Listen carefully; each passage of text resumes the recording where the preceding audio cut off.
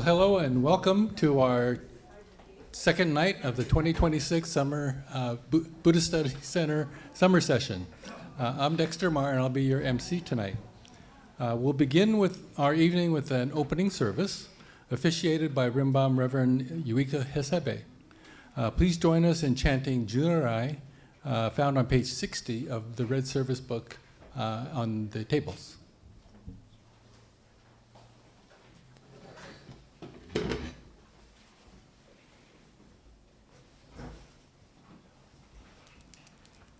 Namanda, Vits Namanda, Vits Namanda, Namanda, Namanda, Namanda.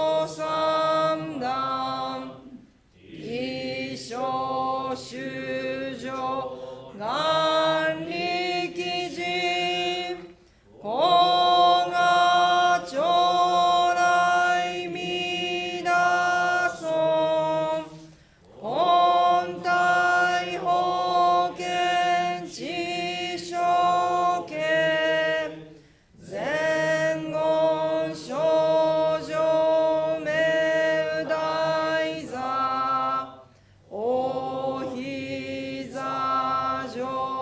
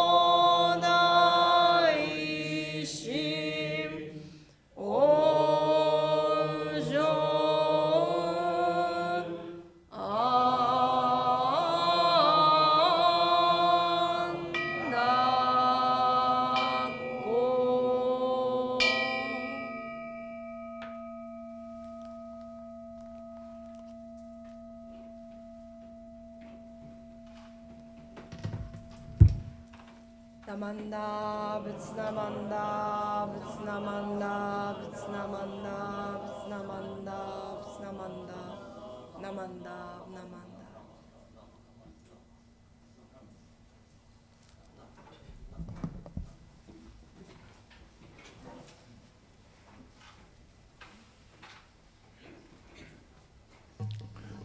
Thank you, Reverend Hasebe. Just some housekeeping. For those unfamiliar with the Buddhist Study Center, our bathrooms are right through this door. And the refreshment tables are available throughout the evening, so if you feel like you need something to drink or snack, that's open anytime.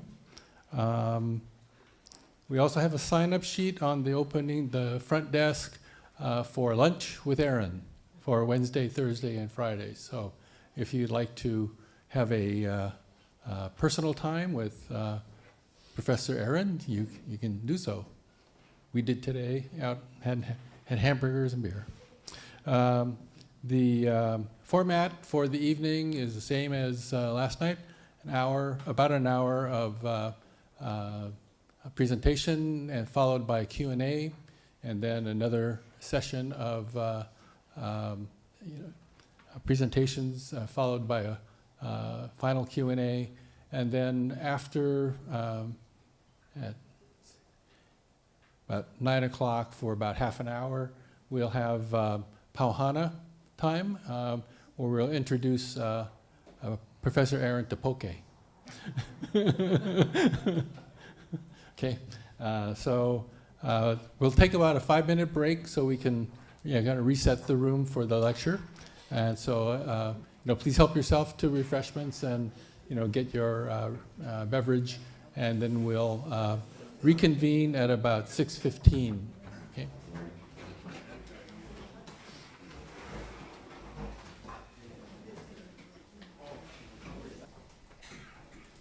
Okay, welcome back, everyone.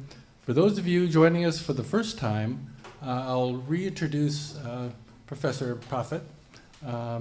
Aaron is on his first visit to Hawaii and hopefully enjoying getting to meet Hawaii people and seeing Hawaii places and eating good Hawaii food. He's an associate professor of Japanese studies at the State University of New York in Albany. He studied at the University of Colorado for both his bachelor's and master's degrees, and he received his PhD at the University of Michigan. Go Blue. Right, Rod? Yes. Professor Proffitt received a Fulbright Fellowship to conduct research at Otani, Kyosan, and Rikoko universities. He received his Tokoto ordination as a Nishi Honganji Jodo Shinshu priest in October of 2025, in the same class as Reitaku Ui Jr. and Rod Moriyama and myself, plus 9 other candidates from Europe, the US, and Canada.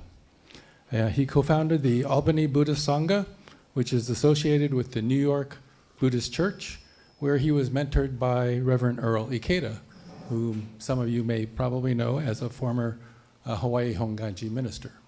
So, and tonight's talks will be on Shin Buddhism is basic Buddhism. Okay, Aaron.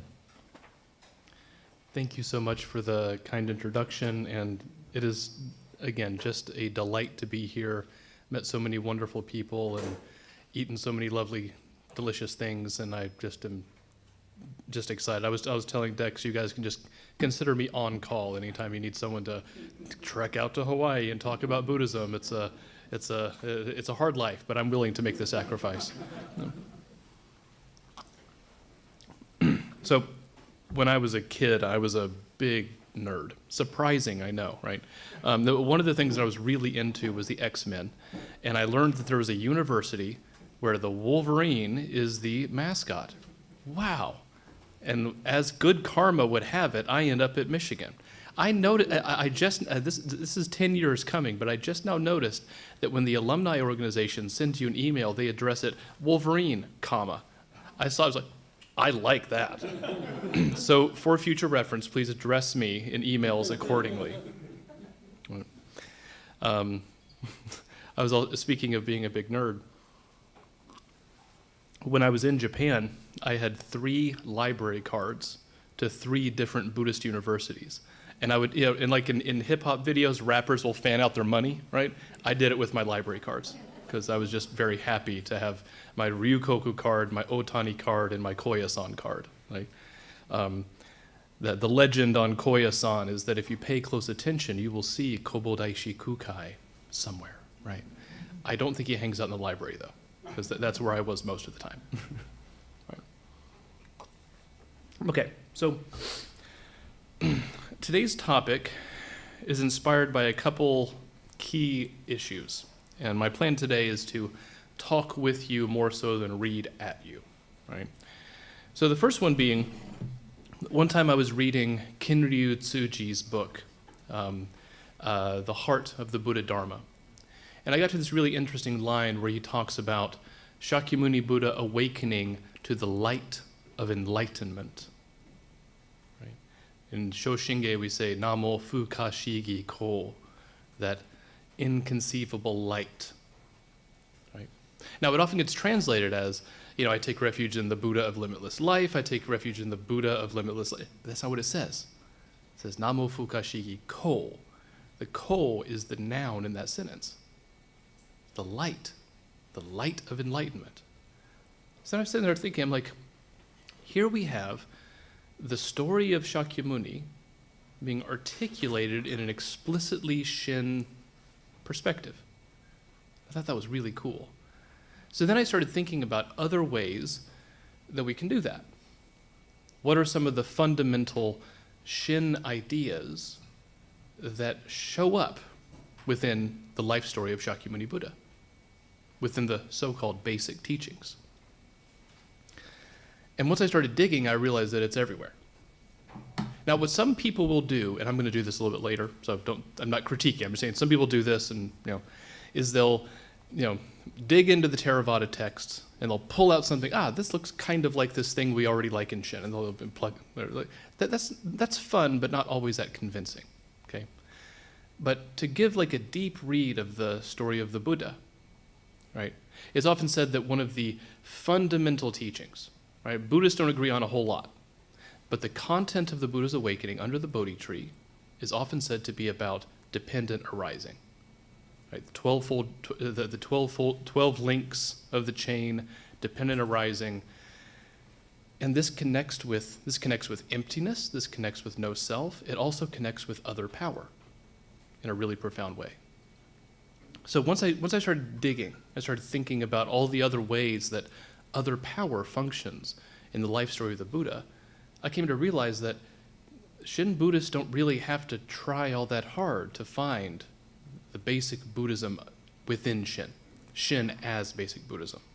So we'll talk about a couple things here, and then we'll dig into that stuff a little more. Okay. So you can imagine a Dharma school teacher or a graduate student looking at the basic Buddhism chapter of a text.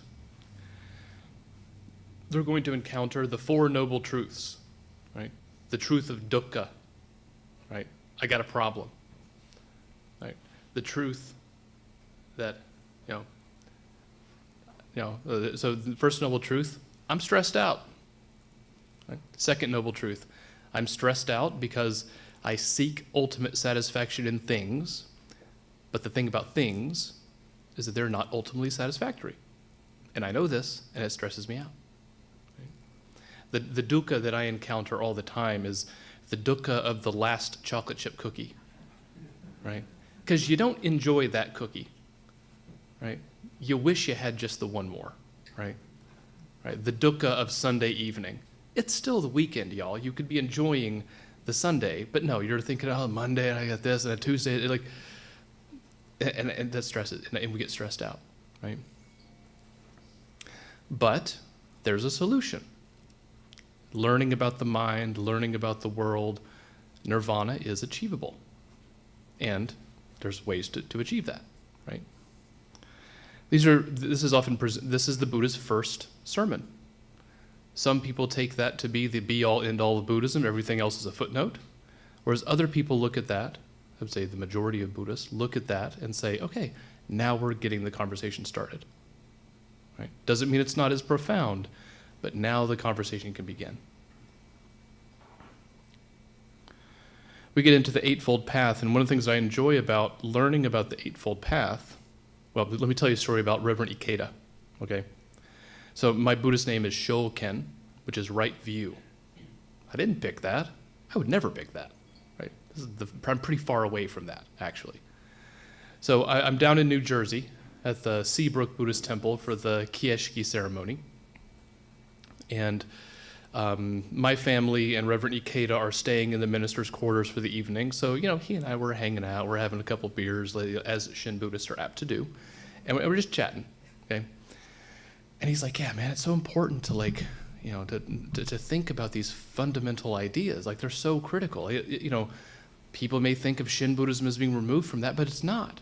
And I was like, yeah, man, right on. Like, Eightfold Path, Four Noble Truths, awesome. Yeah, right?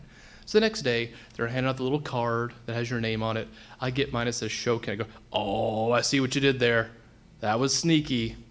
I love it, right? But now I feel like I have this koan, that I have to deal with. Like, I lug this thing around with me all the time. I don't have Shoken. How do I get, can I find that somewhere? That'd be great. I don't, right view, right? But when you study the Eightfold Path, it's in popular Buddhist books in English, the Eightfold Path is presented as, do these things. If your job is wicked, get a job that is not wicked. Okay? If you're not meditating, meditate better, right? That's how it's presented. But it's actually a little deeper than that.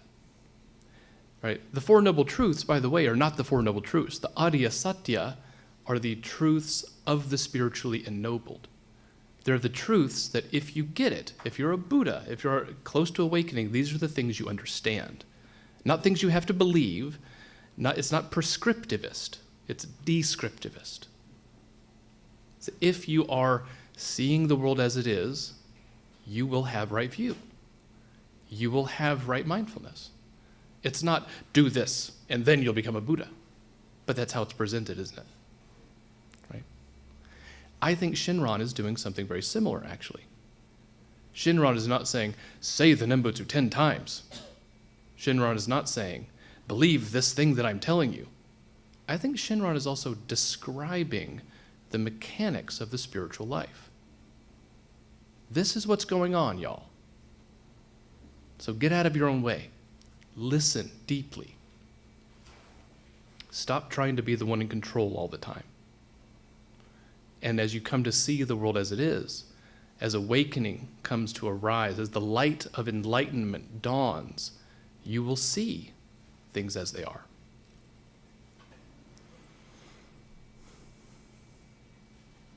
Furthermore, this basic Buddhism perspective presents meditation as central. Okay? You have to meditate. Crush your stress and anxiety with your mind vice. Okay?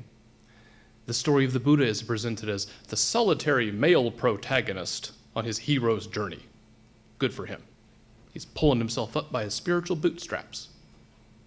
But if we look more deeply, Siddhartha did not do it on his own. And the story doesn't even begin with Siddhartha. It begins countless kalpas before. The merchant, Sumedha, who renounces his family's wealth and encounters the Buddha Dipamkara. Dipamkara, he becomes a yogin. He goes to where Dipamkara is. He bows down in the mud, his long dreadlocks, in the mud so that Dipamkara can walk across them. Dipamkara says, rise. He says, I want to be a Buddha just like you. Dipamkara says, you have now entered the Bodhisattva path. You will, in your last life, you'll be born in the Shakya clan. You'll have the name Siddhartha, and in that life, you'll become a Buddha. Right? So he gets a prediction of future Buddhahood, and then he pursues. That's where all the Jataka tales come from. Right? He was a rabbit. He was a lion. He was a king, a queen, a boy, a girl, all these things. And then we get to Siddhartha. Think of all the beings that he depended upon along that journey. Think of all the beings that he helped, that taught him along the way. to becoming Siddhartha Gautama. So already, by the time we get to the little baby who points to the sky, points to the earth, and says, I am the awesomest, a lot has already gone into the path. His mother brings him into the world. She passes away. His aunt raises him. Yeah. The gods appear in the four sights: birth, old age, sickness, and death. When he tries to escape the palace, his horse carries him. In some versions, he flies over the wall, right? The gods are helping. The horse is helping. His charioteer is helping, right? He finally gets out of the palace. He takes his top knot. He cuts off. He throws it into the sky. If this would fall to the earth, may I not achieve my goal? One of the gods goes, I got it. Helping along the way. He studies under teachers. And, you know, we recite Ondoku-san. So much gratitude for our teachers. The bad ones, too. Right? I've had some teachers who taught me what it means to be a teacher by showing me what I definitely don't want to do. And I am deeply appreciative. I remember during Tokudo, we had a very strict teacher. I liked him. If I'm being perfectly honest, I really liked the guy, okay? But, you know, the next day, one of our teachers from America was like, I want to thank you guys for the precious opportunity to learn from so-and-so sensei. It's like, I've worked in Japan long enough to know what that actually means. Thank you, sensei, for this precious opportunity. Yeah. So this meditation as a central practice presents Buddhism as being the effort of the self. One of my favorite moments in the life of Shakyamuni is, you know, Mara has tried to dissuade him, the daughters, the demon kings, like they've all tried to dissuade him. And then Mara gets in his face and says, dude, who even are you to occupy this spot? Shakyamuni touches the earth, and the earth goddess herself, in some traditions, she roars, and the forces of Mara flee. In another tradition I've seen in Southeast Asian art, she stands up, she must be like taking a bath, and she wrings out her ponytail braid and washes them away. That's pretty cool, yeah? So the earth goddess, when you think about the earth goddess, she's been there the whole time. She's the earth that this bodhisattva over 3 incalculable eons has depended upon throughout the whole path. And there she is to clear the way at the end. One of my other favorite characters is Sujata, who gives him a meal. That we have a named female character is important. The farmer who gives him a straw mat also has a name, but I can't remember. It's not as sexy as Sujata, personally. Anyway, it might be. Anyway, so this kind of spiritual elite idea, Buddha, the solitary individual pulling himself up by his bootstraps, that's not the story. Right? It's not his individual awakening, it's all of ours. One of my teachers once explained it's like a net on the table. You grab one node, Siddhartha, you pull up, the whole net comes too. It's a very Avatamsaka, flower garland sutra way of thinking about it, perhaps. So that's part of our collective consciousness. And then people say, where does Shin fit within this? Shin is lay-centered, devotional, built on entrusting, not on mastering a technique. The discomfort between the so-called basic Buddhism view and the Shin view does not mean there's anything wrong with Shin. It's a sign that there's something wrong with this category, basic Buddhism. And we can redefine it, we can reimagine it. We can proudly declare we as Shin Buddhists are doing basic Buddhism. Pretty damn well, I think, actually. Okay, so what does basic Buddhism claim to be? Basic Buddhism claims to be doctrinally minimal. It's generic Buddhism, universal. We have a handful of simple psychological teachings that are presented as timeless and universal. I'm going to come back to this word universal later. Meditation is the primary practice. There's a strong emphasis on monasticism, or in many cases, the idea of monasticism. I've seen in various sanghas where you have, you might have the monks And you might have lay people doing Buddhist, cosplay, right? These approaches are often oriented towards the individual, seeing self-effort as the primary engine of change and progress. The so-called basic Buddhism purports to be basic Buddhism, but is often a kind of cherry-picked version of particular perspectives within Theravada.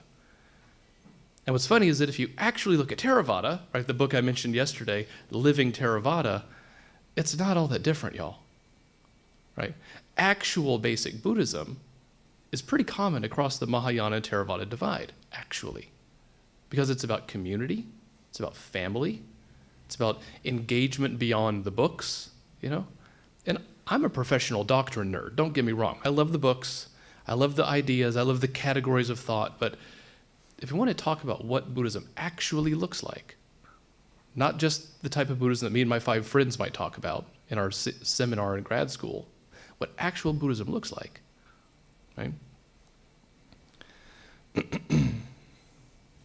So where does this basic Buddhism actually come from? Is it the foundational original teachings of Shakyamuni Buddha? No.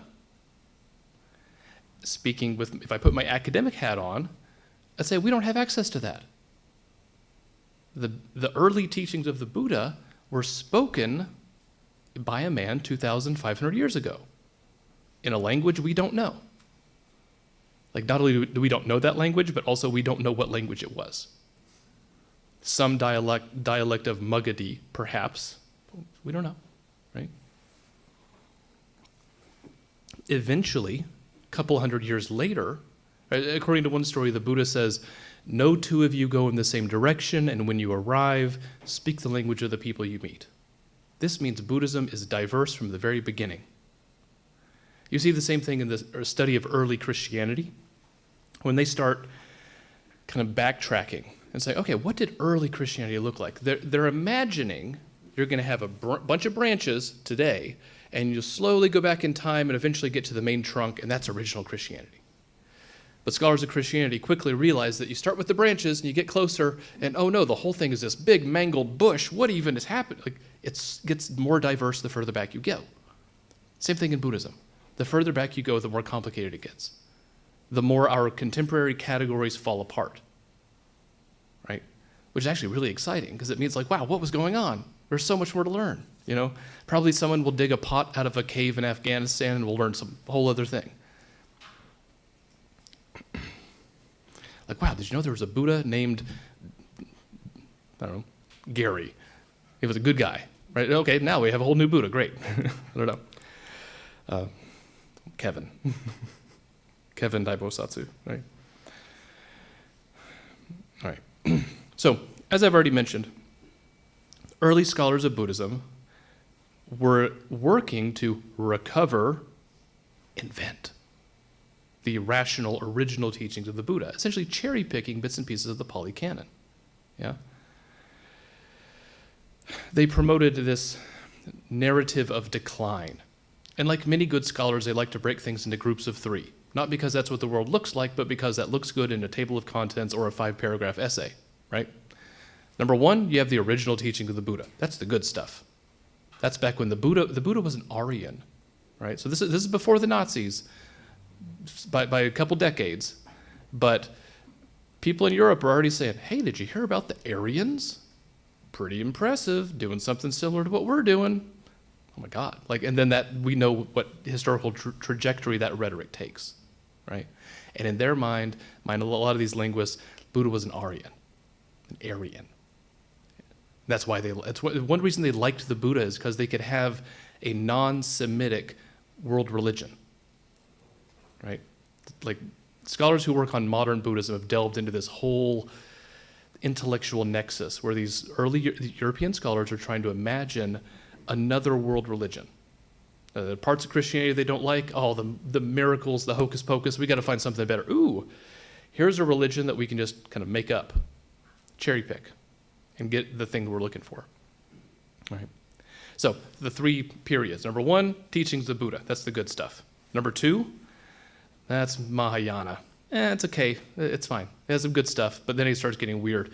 Texts are too long, too. My students in class complain about that as well. It's like, yeah, I know. And then Tantra. Now, this is when they get like really upset. That's when their cravat gets really wrinkled. Because Tantra is sexy, it's weird, it's violent, it's political, it's psychological, right? Let's see. Yeah, Buddhist Mahayana sutras for the early generations of Buddhologists were basically dismissed as Buddhist fanfic. And a lot of scholars still kind of think like that. But the scholars who actually work on early Mahayana, right? I love this. Oh, you guys are the ones who work on early Mahayana. They're like, yeah, we don't know what that means, right? So scholars who are working in so-called early Mahayana are like, yeah, this category doesn't actually mean anything because we don't know what early means because the chronology is so murky, right? Whatever Mahayana was in its early nascent stages, it emerged within and functioned within mainstream Buddhist contexts, not apart from it. Right? It wasn't a radical democratic revolution, right? In fact, one interesting thing is that what we often think of the, Theravada, they've got the Arhats. Mahayana, they've got the Bodhisattvas. Theravadins have Bodhisattvas too, right? Not just Maitreya, but if you're a Theravada monk and you want to follow the Bodhisattva path, you can do that. You just got to get in line behind Maitreya, right? So we have these shared resemblances because we have a shared past, yeah? So 1900s, we get this cherry-picked version of Buddhism, right? Written by and for people who have little to no, if any, contact with Buddhism as a living tradition. Geopolitical power imbalances, they get to dominate the conversation. But that's not the only part of the story. Because in this context, you have a lot of Buddhist modernists coming from Asia who are responding to this outside pressure in very creative and interesting ways, very powerful ways, helping in many cases to establish Buddhist studies as an academic discipline. One of the reasons why Japanese scholarship tends to dominate our conversation on Buddhism is because Japanese scholars went abroad and talk to everybody,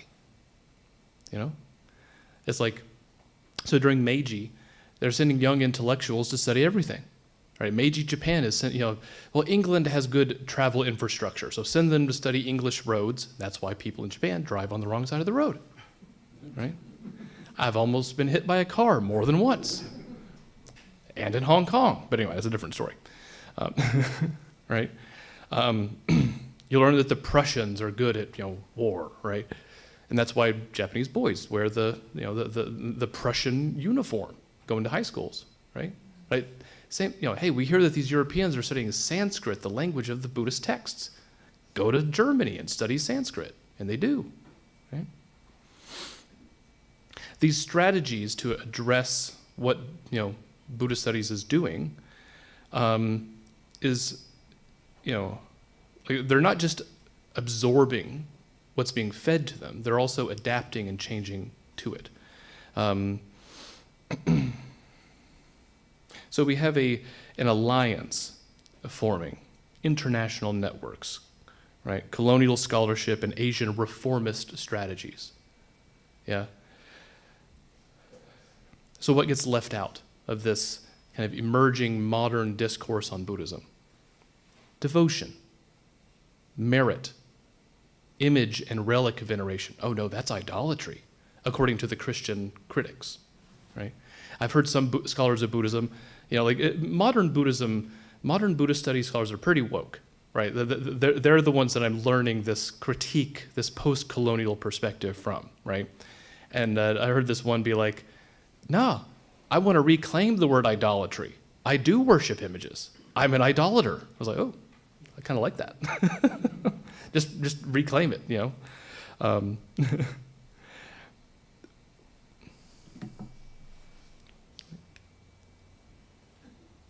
Sorry. My apologies. I've been reading from my outline, not clicking the thing. My apologies. All right. So what gets left out? devotion, merit, relic veneration, right? Lay practice, the reciprocity between monks and lay people. There's a stereotype that the monks are detached from ordinary people's lives, and that's simply not the case. Monks are pillars of their local communities, right? Monks rely on the lay people rely on the monks, right? Faith-based approaches to Buddhism, however we define faith, that gets left out. Pure Land Buddhism, the largest form of Buddhism in the world, that gets left out. Talismans, food. This one time, we got to go to some festival, right? Some temple. My poor wife, she gets templed out. I don't, but she does, like a normal person. She gets templed out. She goes, okay, is there going to be food there? I said, sweetie, it's Japanese Buddhism. So, oh, never mind, of course. There'll be, the takoyaki stand and teriyaki. It'll be fine, right? So food, right?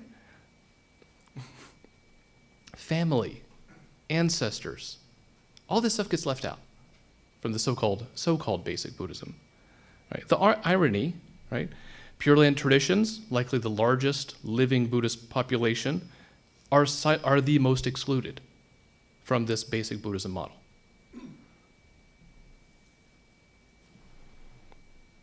The double bind for Shin Buddhism. Shin is lay-based, devotional, non-meditative, although some people definitely do teach meditation, right? I love it. About as far from the basic as the colonial scholarship could imagine. Gets excluded from the conversation, not just within Buddhist studies, within Japanese studies as well. Galen Amstutz wrote a great article called Missing Honganji. He's like, hey, Honganji as an institution, one of the most important and wealthiest institutions and most influential institutions in Japanese history, why aren't more scholars of Japan spending time with it? It's an important question.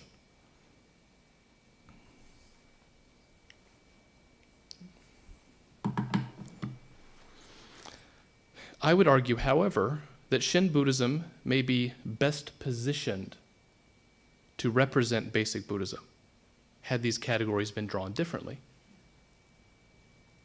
Shin teachers are nevertheless still explaining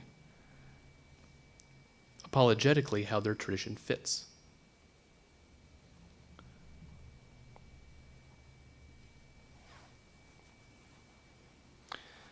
So, I'll pick here.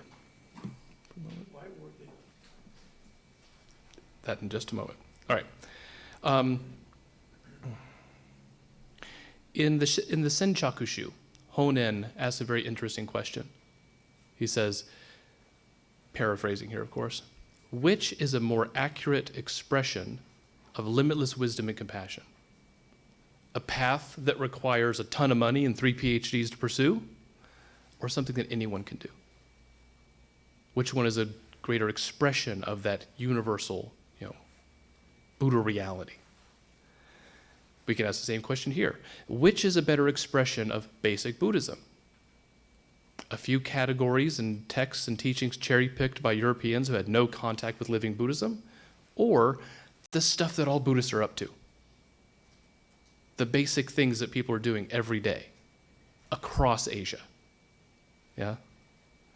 One of my favorite things is talismans.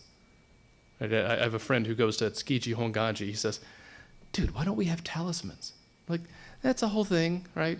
But so we kind of don't do talismans, right? Although, I'd be curious to note, an anonymous poll, how many of us have an omamori somewhere? Yeah, I know. I've spent a lot of time with Shin Buddhists in Japan and the US. I know. What about your grandma? I know, right? So we look at the stuff that people are actually doing, and that's basic. That's basic Buddhism. And Shin Buddhists are doing the things that everyone in the Buddhist world are doing, right? Okay. So, to conclude this portion, none of us has access to early Buddhism, right? We have texts that are written down hundreds of years later, and those texts have clearly gone through this period of intertextual borrowing and blending. It's neat. But that's not early Buddhism. The Pali Canon of the Theravada tradition, edited by Buddhaghosa in the 5th century. Yeah, 5th century. Some scholars of Theravada Buddhism, this is not my area, but some scholars of Theravada Buddhism basically treat Buddhaghosa as the horizon beyond which we can't see. And that is one exegete and one temple and one lineage in Sri Lanka. Right? That's not speaking for the whole tradition. Right? The goal here is not to crown Shin Buddhism as real early Buddhism. That's not the point. That's not what I'm saying. That would just swap one supremacist narrative for another, and no thanks. Like the Japanese co-prosperity, Greater East Asian co-prosperity. That's not what I'm doing here. Right. Instead, Shin is in serious dialogue with the wider tradition. Here in a little bit, we'll talk about the Dhammapada. What would a Shin reading of the Dhammapada look like? I just think that's a fun thing to do, so we'll do that a little bit later, right?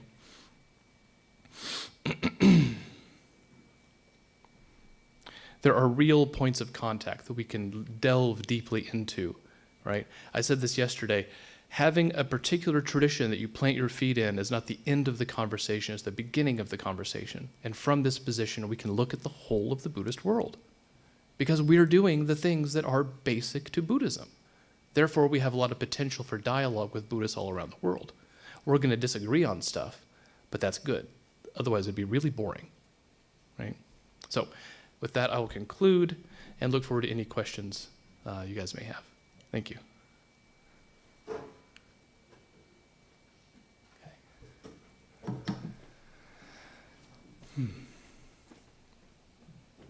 Okay, for those of you online, a way for you to ask questions is to either scan this QR code or I think there's a link on your screens that you can go to.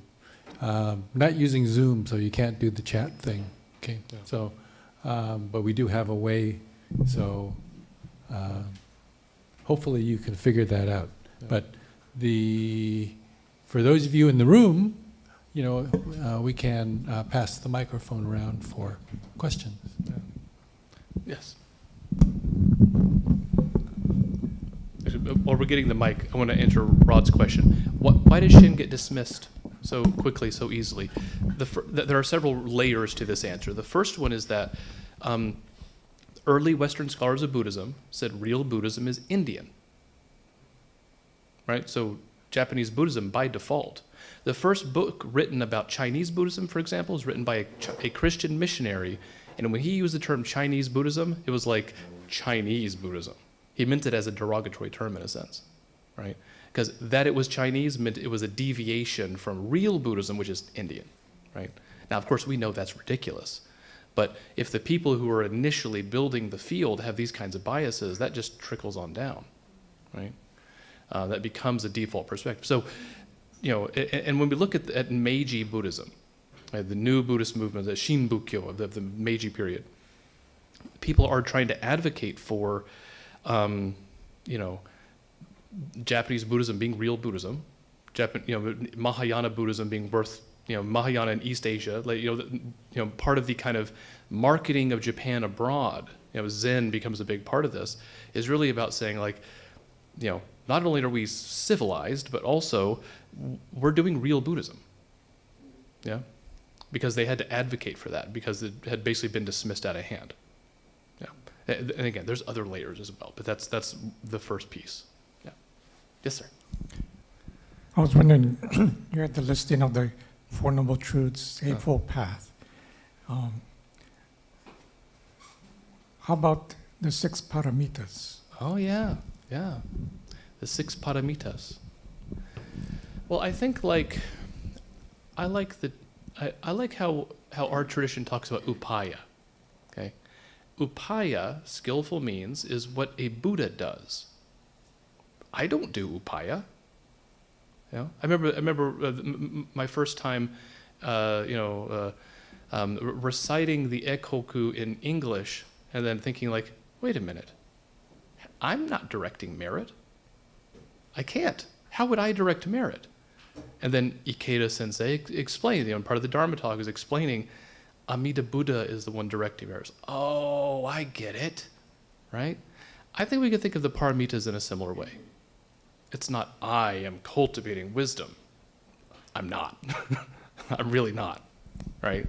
I have at times entertained the idea, but I can barely I can barely keep track of my keys, frankly, right?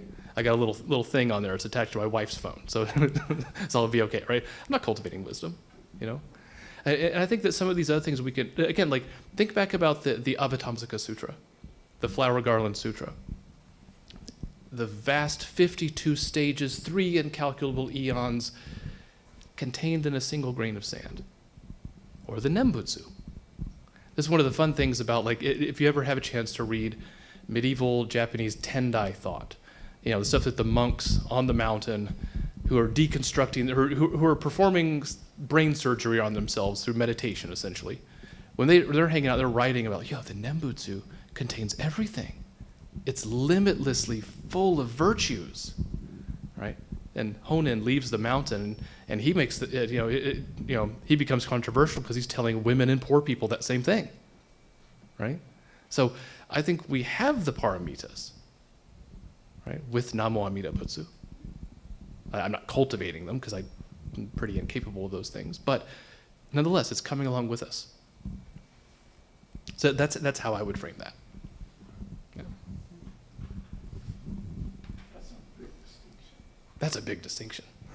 Yeah. Oh, could you explain a little more about the phrase "built on entrusting" on your slide? Oh yeah, where did I say that? Oh yeah. So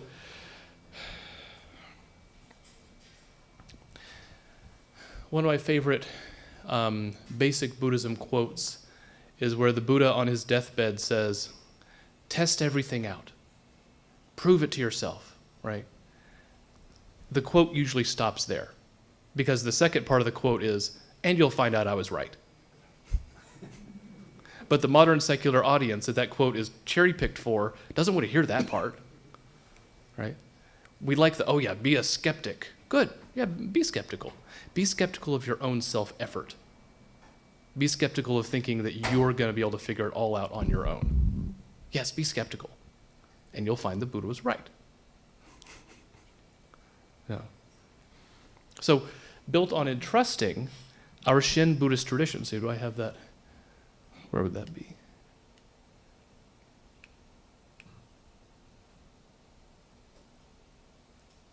Okay, well, wherever that is, that's fine. All right, we'll talk about this more in a moment. Yeah, so built on entrusting is that we have a tradition that is less focused on, I'm going to figure it out myself, and more on, I like to say, getting out of your own way. But one of my favorite early authors was Alan Watts, and he wrote an autobiography, said "In My Own Way," and it has the kanji do, like Tao, like way, on there, very cool, very 60s, right? And I always thought that was neat. But then it occurred to me, learning about Shin, learning about Taoism, that I think what he really means is I am getting in my own way. Not, I'm doing things according to my, no, I don't think that's what he's saying. I think he's saying, I keep messing this up, right? Which if you know anything about his life, like, yeah, he was, right? But he was also figuring some things out along the way, maybe. Yeah. So built on entrusting, I think that's what that means, is that we're part of a tradition that is about, allowing the Dharma to do its work, to paying attention to awakening, arising naturally. Yeah. Other questions?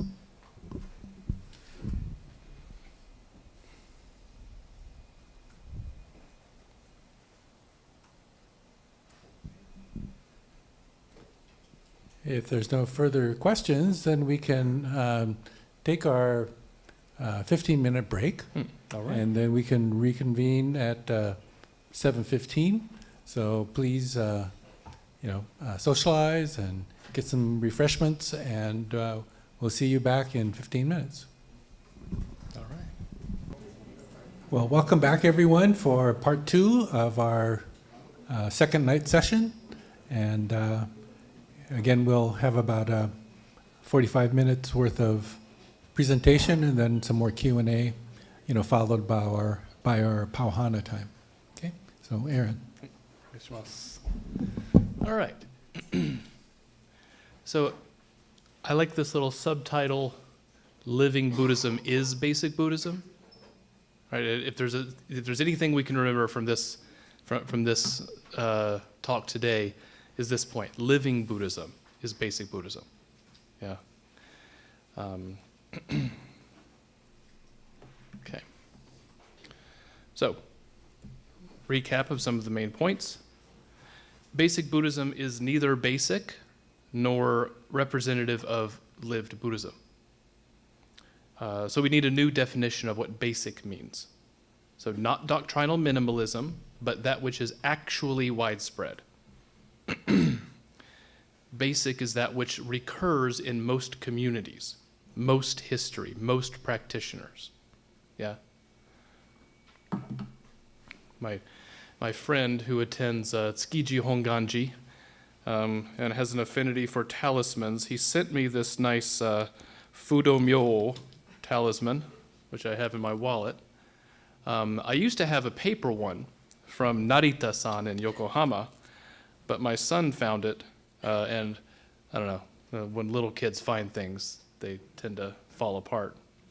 Yeah, so I have this Fudo Myo from it's protection from enemies. So I don't know if I have the haters, but if I got any haters, don't worry. Fudo Myo is going to take care of them, right? All right. No, he went somewhere else. But then he says, like, hey man, like, why don't we have the talisman? It's like, because we don't. Like, there's reasons, right? We don't do that, but still, he still dabbles, like you do, right? Right. The people who took me to my first visits to, one of my friends, Jodo Shinshu Buddhist, took me to the big temple in Kumamoto to see the Yokozuna do the blessing, and it was a Shingon temple, right? So the people who kept taking me to the big fancy Shingon temple were all Jodo Shinshu Buddhists, right? And one Nichiren guy, right? Okay, so we'll talk about things that recur across most communities, right? And thus, Shin Buddhism is not something to be reconciled, right? Most of the traditions that we come from, whether it's Shingon or Tendai or Shin Buddhism, Nichiren Buddhism, like, they don't have to be reconciled with basic Buddhism. They're already part of the big picture, yeah, and representative of what most Buddhists are actually up to in the world. So, dig in a little further. One thing that we may need to keep an eye out for is the distorting effects as well of sectarianism. So one lens through which Buddhism gets refracted is this so-called basic Buddhism lens. And I want to talk about ways we can not worry about that too much. But one of the other things we are going to struggle with is the way that sectarianism also creates a framework, a template, that it can also be distorting. After about 1600, Japanese Buddhism gets organized into discrete sectarian institutions. Coming out, during the Warring States period, if you wanted to be a temple, you had to also be an armed fortress with a standing army, because otherwise you get killed, right? So once we get to the Tokugawa era of peace,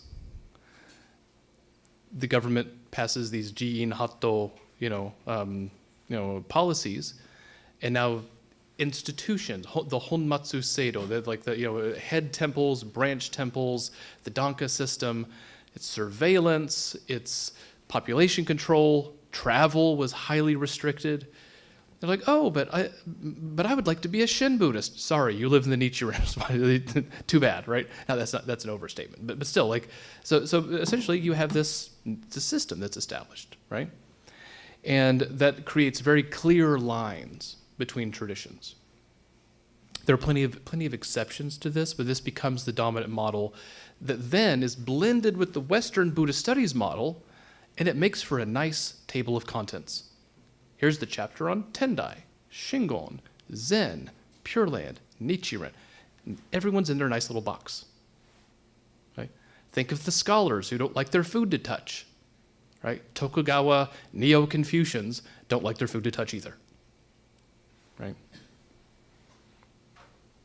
One of my favorite things about the Tokugawa era is Bushido literature, the way of the samurai, Tom Cruise, right? But what's great about Bushido, or as my students eventually call it, Bullshido literature, is that the guys who are writing this stuff in the Tokugawa period, they're imagining.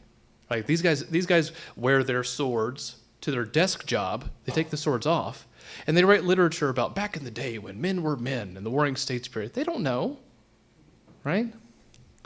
Anyway, that's one of my favorite things about the Tokugawa literature, about the warrior spirit. Like a lot of these dudes are desk jockeys, right? That's okay. But that's that's another kind of popular literary image that gets handed down as fact. Yeah. Okay. So, as I've said, it is perfectly fine to have a particular sectarian and institutional identity, right? My dad was a proud Methodist. My mother's family, Baptists, she did not like my Papist infant baptism with the Methodists, okay? Those differences mattered to them, okay? Right? So, I loved my grandma. She was funny about the whole Methodist thing, though. That was good. Okay. So, it's fine to have a particular place to plant your feet, right? But that can lead to, but for some people, they might experience sectarian supremacy. Everyone got it wrong, but we're getting it right. It's perfectly fine to believe that your group is getting it right. But, your Nichiren neighbor down the road might be getting a very similar point, actually. But one of my favorite examples of this is that, like, right outside Higashi Honganji in downtown Kyoto, there's like the billboard that says, "Ima inochi ga anata o ikiteru." Like, right now, life is living you, right? Well, up on Koya-san, there's something about like ikaseru inochi, like the life that is living you, right? Slightly different grammar, very similar point. Yeah. But anyway, so this is, of course, not unique to Shin. Zen, Nichiren, and other forms of Buddhism also do this kind of particular thing. Shingon and Tendai will sometimes do what I call hierarchical universalism. Like, hey, everything fits. Just remember who's at the head of the table, right? In my Japanese religions class, I like to do debates between different schools of thought, You have the Tendai, Saicho versus Kukai, and I always try to advocate for Saicho because they find him kind of boring. I think he's fascinating. People find him a little boring. People get scared of Nichiren, so I try to advocate for Nichiren, But then once we get past the medieval period, I say, okay, we have certain schools, right? Let's say Keigon, Hosso, Shingon, Tendai, a very comprehensive approach. Then we have schools that are what we call the single practice schools, Nichiren, Zen, Pure Land. Which approach do you find more compelling? I'll ask my students. And it's often a 50-50 split. There are those who like the buffet style, will do everything, comprehensive, not eclectic, right? A Tendai priest once told me that's not eclectic, it's comprehensive. So, interesting, right? But then what we say, but then other people are like, no, that's too much. Give me the one thing that's going to help me, right? So it's a philosophical question, right? Do I want, and I think we see this in, a lot in Japan, is people choosing a particular disciplinary specialization. Do the one thing and do it well, right? I find the Shin critique of religion, the Shin critique of Buddhism compelling. That's why I'm a Shin Buddhist. That's why I got ordained as a Shin priest, right? I think that critique is substantial and it is worth your time, but it is one vantage point on the Buddhist world, one of many, yeah? One of my favorite, I won't get into this too much, but one of my favorite things about the Shin tradition is that when we're holding service, the priest sits off to the side. The minister is a facilitator of your experience. The minister is not the main event. And that distinguishes the Shin tradition from other religious traditions. Right? The priest is not, higher than you. right? And that's important. So we can have confidence in our particular traditions without falling into kind of supremacist discourse.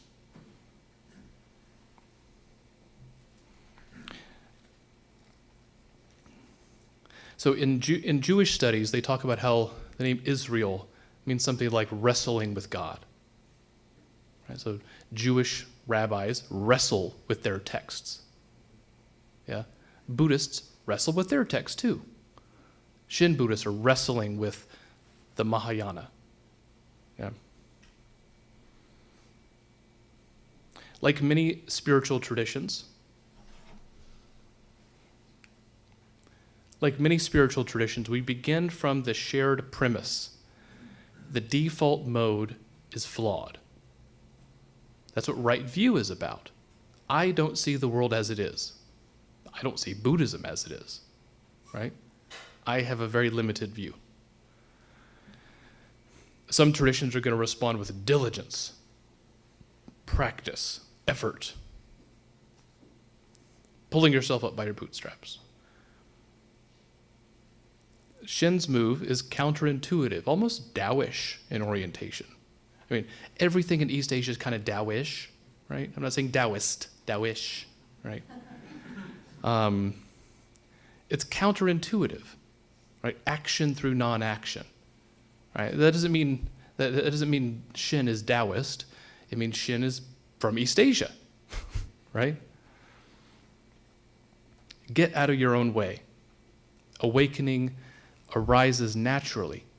It's not something I do. And this is not unique, in its essence, this critique, this observation is not unique to the Shin tradition. There are parallels in various other forms of Buddhism as well.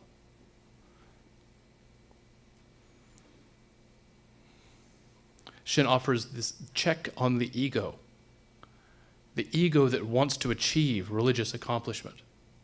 I remember the first time I sat on the altar to help with the service, right? I'm sitting on the altar and I got an adrenaline rush, right? Like this type of talking, like I do this all the time. This is like teaching. This is but to be on the altar, it felt like drugs, and I thought, wow, this is why some people do this, and then I felt like, isn't it wonderful to be part of a tradition that notes that and says, oh, there it is.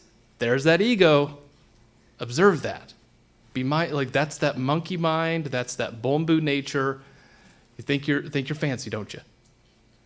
The Shin critique of that, spiritual aspiration, the I that aspires for whatever. Right? Check that. Observe that. That's no self. That's dependent arising. That's all that's dukkha. That's greed. Observe that. Another time I was sitting on the Naijin, and I am thinking about how there's the YouTube live stream, but I have an itch on this side of my nose. I don't want to scratch, because on camera, it's going to look like that. Thankfully, I have about 30 years of Zen meditation under my belt, so I'm focusing the mind on this sensation, and I did not scratch the side of my nose. That was challenging. All right. Another check on the ego. Who exactly is doing all of this disciplined striving toward an empty contingent self? Right. We ask that different Buddhist traditions are asking this question in different ways. In some cases, the practice itself is meant to break that down, to challenge you, to, push you through self-effort to the point you encounter other power. Self-power ultimately breaks down until something else arises.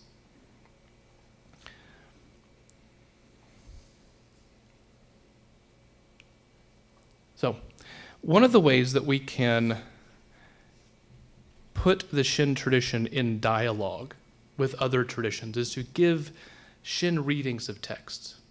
I picked out a couple that I think are interesting, that I think we can talk about, but there are others we could look at and say, I don't agree with this.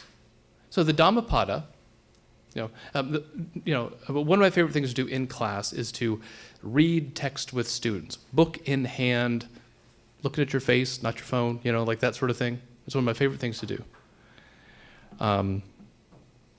Like to wrestle with the text. Yeah. And sometimes students say, "Oh, this is hard." I go, "Oh, I'm sorry. Are you not a 2,000-year-old Indian monk?" "No, you're not. So yes, this is hard. But it'll get easier." There's a beautiful point in my Lotus Sutra seminar, about 3 weeks in, they go, "Oh, I can do this." Like, yeah, I know, try, you'll be fine, it'll be okay. Dhammapada is, according to many, about as far away from Shin as you can get in the Buddhist world. I'm thinking elite, monastic, pithy, ancient, ascetic. And yet there's a lot of beautiful harmony there too.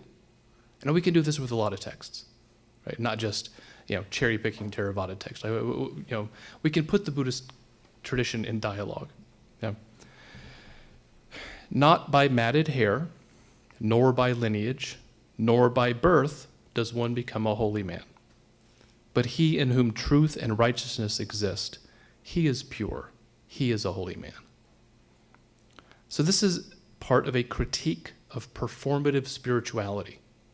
We see something similar in the Gospels, right?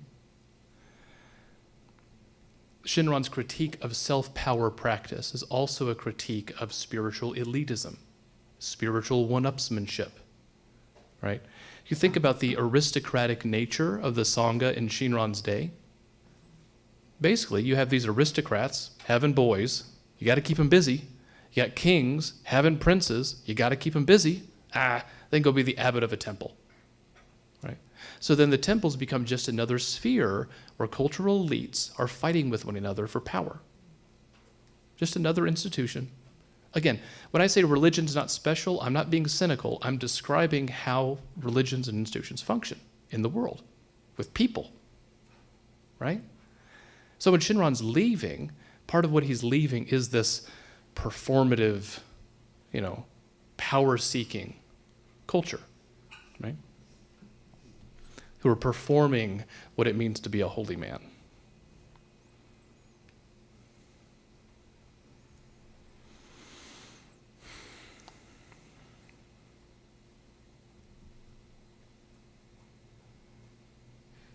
Oh, this slide got put somewhere. Okay, yeah, all right. All right.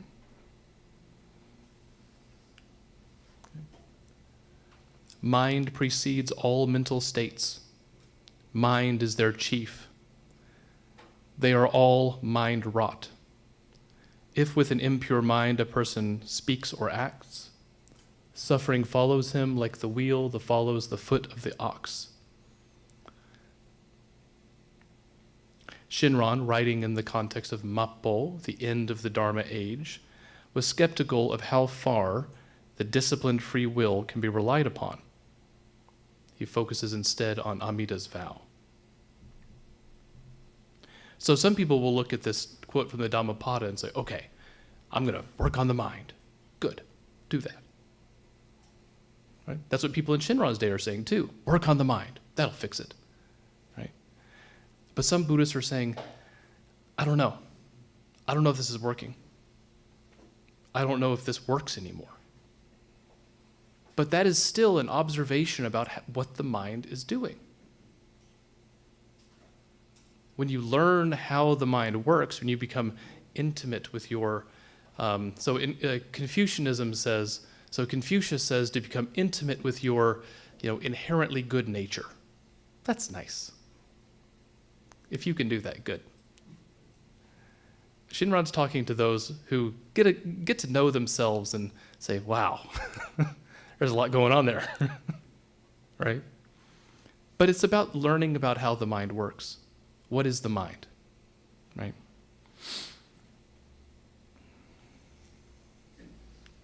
Okay. A very famous one, hatred is never appeased by hatred in this world. By non-hatred alone is hatred appeased. Some people think of Shin Buddhism as being basically antithetical to ethics. It's not really the case. This is one of the things that I learned during Tokudo, is that the easy path is really hard, right? It requires diligent effort. If you are lucky to experience what the teachings mean, how can you not share that with other people? And that's hard. So that's diligence, that's effort, that's showing up in the world to repay the debt of gratitude that we all have. And when we do that, we want to help create the conditions for other people to encounter the teachings as well, which requires us to think about how we show up. Right? I'm not gonna have upaya. I'm not gonna perfect my wisdom, not right now. But I can show up, and I can think about, as the Tendai tradition would say, lighting up my corner. I've got this little corner of the world that I can do something with, and I'm going to do my best. But just a little corner, one little light. I'm going to let it shine. No. Okay. Right.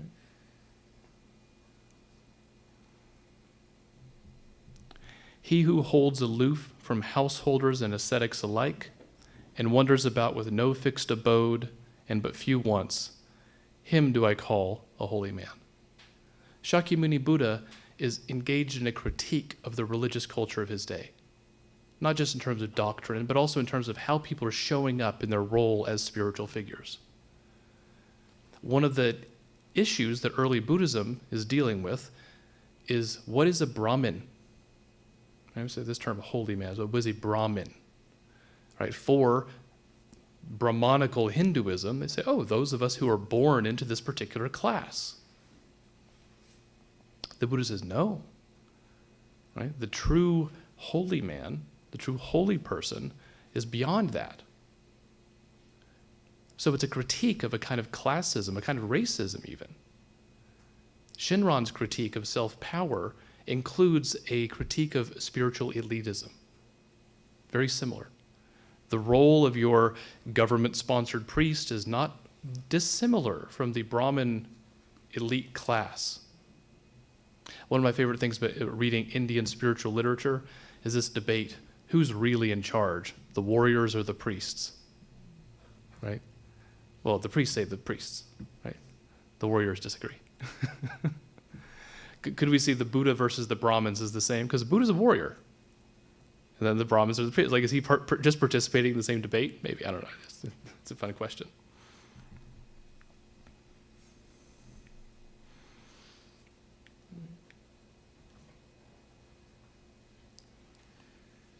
Wait, hold on. Okay.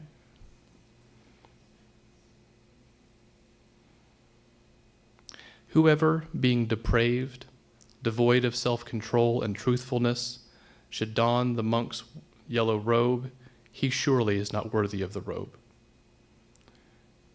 The Dhammapada is suspicious of certain kinds of spiritual professional. Shinran is skeptical as well. Okay.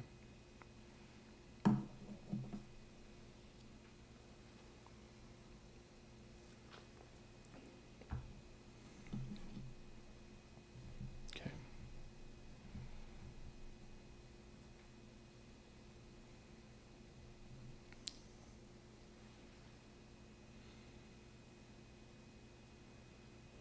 All right.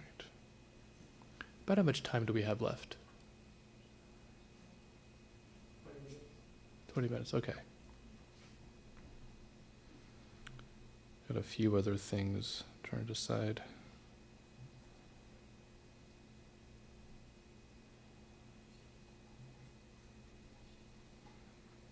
Okay.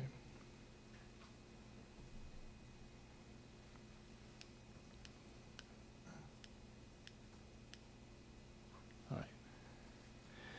I was reading this book by the scholar Sueki Fumihiko, who is one of my favorite writers on Japanese Buddhism because he's easy to read.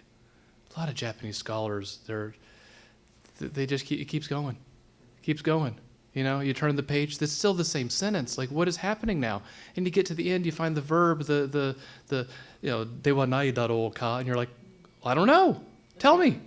Yeah, anyway, I've been complaining about this for decades now. It's fine. So, but Sueki Fumihiko doesn't do that nearly as much. But he's talking about so-called funeral Buddhism. He's talking about, it's just funeral Buddhism, right? I was giving this sermon at a Unitarian church, and there was a nice older woman there who, came up to me afterwards, and she said, "Oh, I enjoyed the kamishibai that you did with little, children's stories." I said, "Yeah, I saw that when I was a kid." It was, I think she was 77 years old when we chatted, and she said, "But your talk though, that's not Jodo Shinshu. Jodo Shinshu's for funerals. That was too interesting. You're talking about Zen." I was like, "No, I'm not. I'm talking about Shinran the whole time, right?" Anyway, that cracked me up. But there is this perception that funeral Buddhism is not real Buddhism, right? But what Sueki Fumihiko was arguing was rather that funeral Buddhism, so-called, is a great way to experience no self, to think about your relationality, to think about how, in the context of this funeral, I am, able to contemplate how I am indebted to this person. Right? I am because you are. So no self is expressed relationally, not as a concept. Right? I do not do this alone. My friends, family, teachers have all guided me along the way. I mentioned last night how my father was a Methodist. Methodist theology is all about service to others. So whether I like it or not, that's what I picked up. Right? The quick story, I was flying back from Germany for my brother's wedding, and there was there's this older gentleman sitting beside me kind of in the middle aisle. Flight attendant would come and he couldn't hear them. So I'm relaying whatever the flight attendant was saying, relaying to him. He couldn't get the screen to come up out of the elbow rest, the arm rest. So I help him kind of get it figured out. Having trouble pressing the button, so I'm there, helping to figure it out, and kind of throughout this long flight, doing what I can to help, right? And then at one point he says, "Young man, I would love to meet your father." I'm somehow making him Southern, I don't know why, but I'd love to meet your, I was like, Ohio people don't talk like that. I was like, I'd love to meet your father because, he must be a good guy. And I was like, man, my dad's gonna like to hear this, right? He's gonna love it. I was like, well, yeah, my dad raised me right to help, I often feel like I'm one of those dogs, like dogs are raised to have jobs, and they get really happy if they get to go chase the sheep around or all this type of thing. When I get to just help somebody, especially like an older person who needs help with a thing, I feel like, oh, my dad would be proud, right? It's not I'm not a good person. I was trained like a dog to help, and I feel good when I do that because I was trained to do that, right? Somebody put that there, not me. I received that. Right? So whenever I get to repay that, I feel like I'm doing a good job, right? When we think about gratitude, right? In Shin Buddhism, we talk about gratitude. Gratitude for that which we depend upon. That is pratyutpana, pratitya samutpada. If we're going to talk about basic Buddhism, it doesn't get more basic than pratitya samutpada, dependent arising. Right, again, Buddhists don't agree on a whole lot. Buddhism is very diverse. There was never a Buddhist pope, so we can disagree about all kinds of different things. But we all agree the content of the Buddha's awakening is pratitya samutpada. Let's practice saying it together. Pratitya. Mo ichido onegai shimasu. Pratitya samutpada. Pratitya samutpada. Fantastic. We're going to do some Dharani later. I'm kidding. So when we're talking about gratitude, right, we're not declaring, oh, this is pratyutpana, pratitya samutpada, who cares, right? We don't need a $5, $10 word to express gratitude. But these are not unrelated, very closely related. So again, when we're talking about basic Buddhism, when we're talking about gratitude, we're talking about the most basic idea. That's exciting.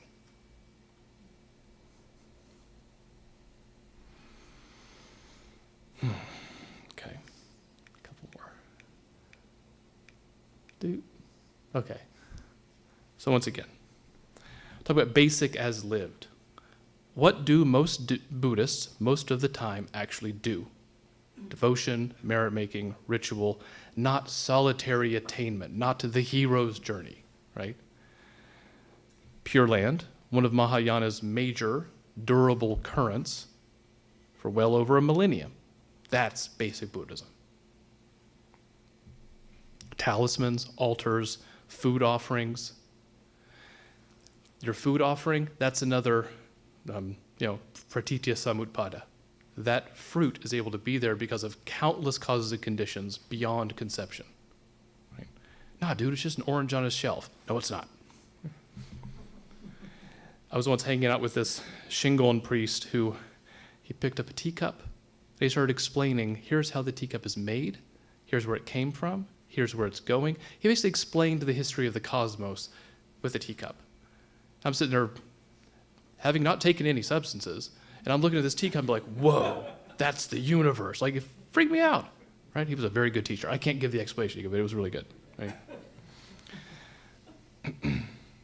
All of these things are the substrate of basic, that the so-called basic Buddhism couldn't see, wasn't interested in. Shin's other power and Shinjin, a distilled self-aware articulation of a pattern already basic almost everywhere. So when we talk about how to fit Shin with basic Buddhism, it's actually a non-issue. Shin Buddhism is already expressing all of the pieces, right? But in a way that is representative of lived Buddhism. That gives us both an opportunity to articulate what makes Shin unique, but also gives us an opportunity to talk about what we share in common with other Buddhists. Having a very food-based worldview, I would say let's talk more about potlucks too, but we can do that later.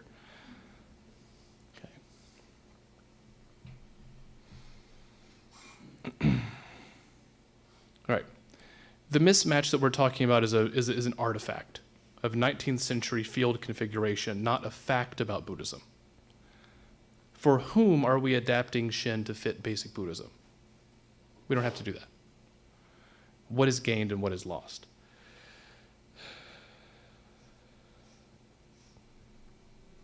This is the key point here, is that when we do this, we can declare loudly and proudly, yeah, man, Shin Buddhism is basic Buddhism, right? If you think it's not, it's because you've been reading the wrong stuff. You've been reading the stuff that wasn't written for us, right? This is what I realized when I moved to Kumamoto. When I showed up, having spent as much time as I could learning about Buddhism, and then realizing I had somehow missed the largest school of Japanese Buddhism. I had somehow missed the largest form of Buddhism in the world, right? I saw that, it was like, wow, how lucky I have so much more to learn, right? So yeah. And the more we delve into it, we can, like I said, one of the other ways I like to translate Shinjin is as confidence, the mind of confidence, right? And I would argue that Shin Buddhism is one of the clearest living expressions of basic Buddhism, right? Because the so-called basic Buddhism is neither particularly basic nor a reliable guide to living Buddhism. One time I was being interviewed and the guy said, oh, wow, yeah, it sounds like for you, Buddhism is just life. It's like, as opposed to what? I don't have a lot of other options. Shin is not an exception in need of reconciliation. It is the tradition's clearest living expression. It is one of the Buddhist tradition's clearest living expressions. I think it's pretty special, though. That's why I'm here dressed like this. Lay-centered, devotional, materially and communally embedded. So if lived devotional Buddhism is the default, the so-called meditation-centered quasi-monasticism, that's the specialized variant that has to be reconciled. Not what you've been doing, not what your families have been doing, not what the Shin tradition has been doing, right? So again, we can think about what is unique. We can also think about what is common, what is basic, And we can also, and this is one of the things I'll talk about tomorrow, is I've spent a good bit of time saying, hey, here's why this imported view is problematic. Oh, I'm sorry, it's about to fall off. Right? Tomorrow I'll talk a little bit about, here's also why it's useful. Right? I had this wonderful moment in the middle of my PhD. I go to Professor Lopez and I say, what the hell are we even doing? Like, this is like a genuine moment of, crisis of faith in the academy. It's like, the more I learn about this discipline, the more, like, am I just a neo-colonizer? Like, what's going on here, And he said, listen, right now while you're here, you got 2 jobs. Get good at classical Chinese. That's one. Say something interesting. The best and worst advice of my life. I don't know how to do that. But I'm trying. I'm working on both of those things still. But in any case, so when I conclude here, and any questions or comments, observations or thoughts? Yes, ma'am. Wait. Oh.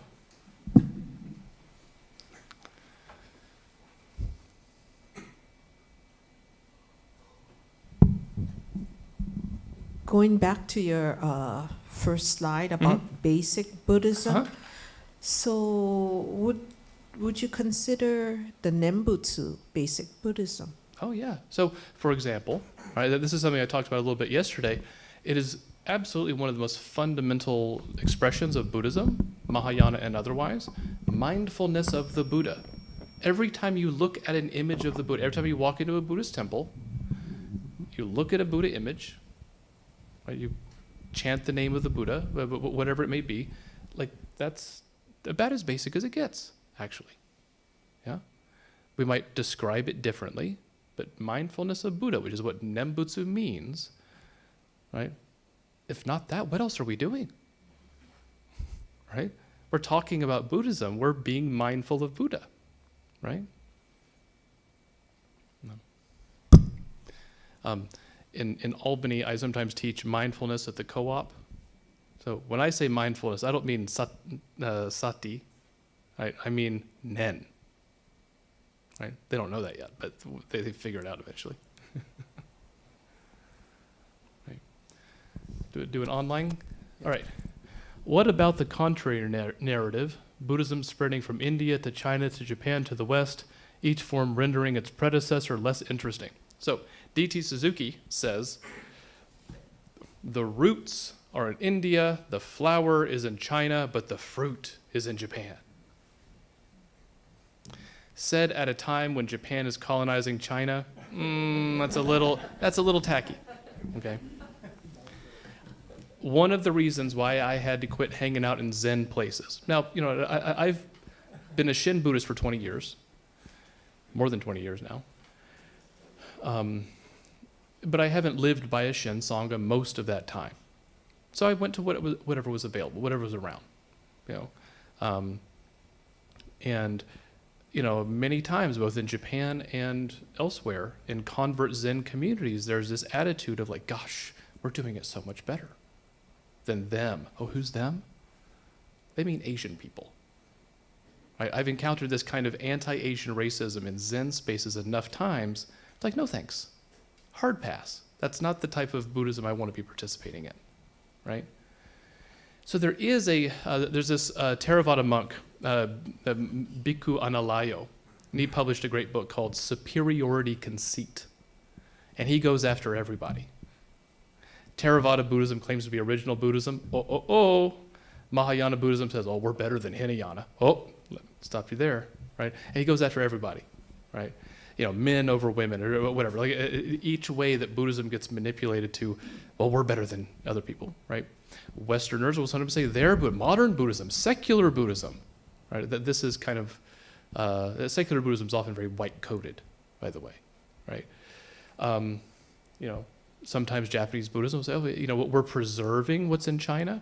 One of the interesting things happening with Chinese Buddhism right now is Chinese monks going to, let's say, Mount Koya or Hiezan, studying Japanese esoteric Buddhism. Then they go to China and they call it Tang Mi, the esotericism of the Tang dynasty. They refer to Japanese Buddhism as Dong Mi, Eastern esotericism. Tibetan Buddhism is Shimi, Western esotericism, right? So what they're saying is that you preserved our stuff, thanks, we'll take it back, right? It's kind of interesting. So there's countless examples of this. Yeah.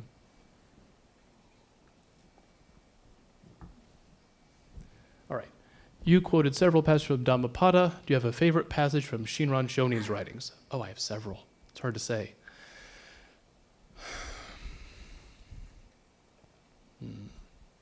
I really love the opening passage of Kyogyo Shinsho, like that preface, because that's the whole thing right there. Okay? A few years ago, I taught a seminar on Shinran. It's like, I just wanted to do a deep dive. Like, I just wanted to talk about Shinran for a couple months, basically. And the first day, I explained some of these basic ideas. And it's Greek to the students. They don't know what the hell I'm talking about. But then I used that same preface as part of the final. I said, annotate this text. Tell me what this means. And it was cool. It was really cool. That was a fun way to test them. It's like, we're unpacking this. And it's just, that's the preface, right? The one vehicle teaching. The way that Shinran articulates, the one vehicle teaching. But if I had to pick like a passage or a single line, right? The light, it embraces us always. The light has already broken through, right? Like that passage. I can't quote it directly off the top of my head, but that's a passage that I really love. I had a good Buddhist parenting moment that reminded me of. This one day, my daughter, she's real little, she's looking out, it's so cloudy. Daddy, where's the sun? This is a good Buddhist parenting moment for me. Like, even though you can't see it, the sun is always shining. I didn't go much beyond that, but I'm thinking like, I'm planting seeds. Yeah. Other questions? Okay. Other questions from the room?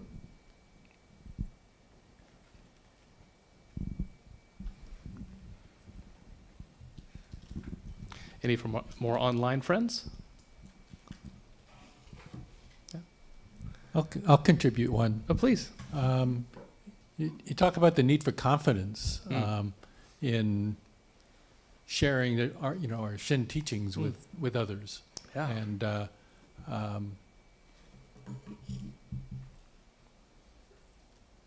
I guess it's how or where do we find that confidence, to change the way that we do things today, which is kind of more classic, traditional teaching methods. That's right. That's right. Yeah, I think, one way to do it, I think, is showing up in places where you might not be expected to show up. So I was lucky to do one of the interfaith prayers for the Pride Parade in Albany, right? Like I said, I go to the local co-op as well. I volunteer as a chaplain at my university, and these days it is easier in academic context to be out as Buddhist, right? But that has really not always been the case. And it's my hope that by, I'm trying not to take up space, I'm hoping to create space for other people, right? One of the metaphors that I like is I played junior high football, and I played a pulling guard. So my job as the pulling guard was to get out of the way, hit somebody real hard, and then the running back could do their thing, right? I was then and am now painfully slow and uncoordinated, and I can't catch anything to save my life. But having grown up as a furniture mover, I can move stuff. You know what I mean? That's the one thing I can do, right? But the whole point of that, like the philosophy behind it, I thought was interesting. It's like my job is to create space, to push something out of the way so that something can be accomplished, right? And when I'm showing up in these spaces, you might not expect to see a Buddhist priest. One time somebody looked at me and was like, "Are you a judge?" Like, no, right? Another time, "Oh, are you going to graduation?" No. I love that though. But then that's also an opportunity to teach, right? Like they weren't expecting that, right? Starting our Albany Sangha, right? It's a Shin Sangha filled with people who never heard of Shin before they walked in the door. We just had a guy email us saying, hey, I'm from Berkeley. Went to the Berkeley Buddhist Temple. I'd like to join. Okay, cool. You'll be number 3 of the people who had heard about Shin before coming in the door, right? So, things like that, like just showing up and seeing what happens, So perhaps getting out of our comfort zones of our temples Yeah. and finding those opportunities Yeah. out there just to, it's Share the actually, you got to yeah. expose yourself before you can build your confidence, I guess, Yeah. right? Oh, yeah. Yeah. We could also, we'll make those signs that, Mappo is near, stand on the side of the road, yell at some people, we could wave some books around, wag the finger. That's, that seems to be really effective for some people, though. I'm messing. I think there's a lot of curiosity about Buddhism, especially in Hawaii. Oh, yeah. And I've done the Rotary circuit. I go around talking with at Rotary clubs, and they're all curious about what is Buddhism. But almost immediately, it's a very defensive, competitive kind of feeling that you get. They're asking you stuff, and well, it's not like that. Kind of. That's right. Very, very interesting. So one of my hopes, right, is that, in teaching about some of these things, you encounter someone who has a misunderstanding. We can do our best to approach them, to interact with them with compassion, but also to be able to say, well, actually, that is a misunderstanding that comes from this time period. That's a misunderstanding that comes from, it's like to say Barnes & Noble Buddhism. It's how I got started. There's no hate there. Like, Barnes & Noble Buddhism is what got me started, right? But there are some misunderstandings, some mischaracterizations. We can name those and then say, but living Buddhism looks like this. Yeah, so I think that's part of that confidence as well. Because then what we're doing is real. What you've misunderstood is of recent origin, and I don't have to worry about that too much, right? So that's a tool. Right? But yeah, like some people are going to, some people have their opinions and they're not really looking for a conversation. They're looking to just have you confirm, and you can do with that what you want. Okay, so we're coming to the end of our session tonight, and I'd like to thank everybody for attending and paying attention. Of course, thanking Aaron for a challenging topic and evening to kind of rethink the way that we're sharing the Dharma. So hope everybody will come back tomorrow for our final evening.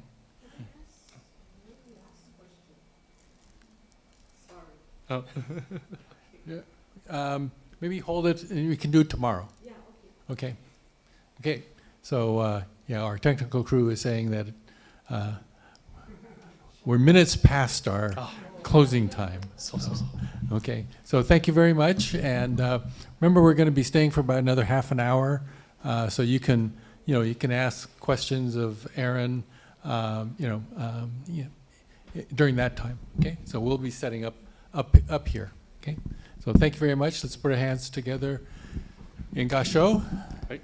And with sincere minds and entrusting hearts, say the honored one's name.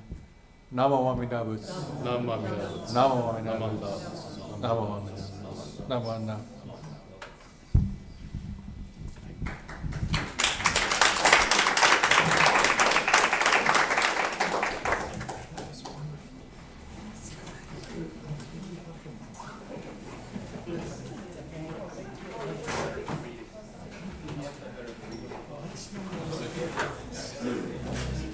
Me too.